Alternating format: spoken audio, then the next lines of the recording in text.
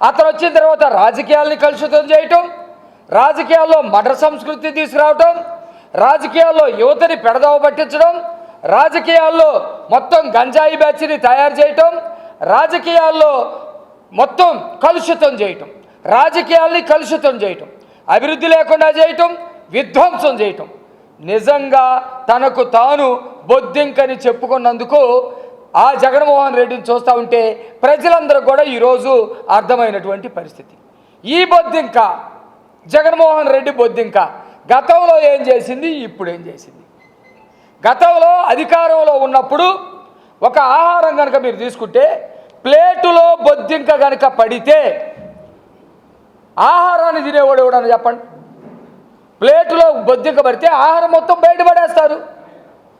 తినే మొత్తం వండినటువంటి ఆహారంలో బొద్దింక పడితే మొత్తం ఆహారాన్ని పడేస్తారు. ఒక చీదర కీటకం అలాంటి బొద్దింక.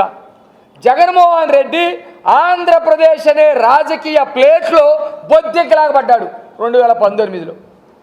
పడి ఏం చేశాడు? మొత్తం సర్వనాశనం చేసుకుంటా వచ్చాడు.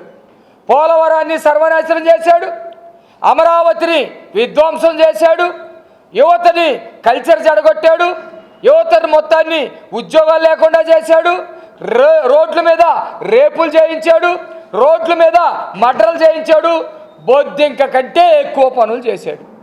సరే, ప్రజలందరూ కూడా ఏం చేశారు? ప్లేట్లో ఉన్నటువంటి బొద్దింకను తీసి పక్కన పడేసినట్టుగా రాజకీయాల్లో నుంచి జగన్మోహన్ రెడ్డిని తీసి ఇచ్చి అవతల పడేశారు.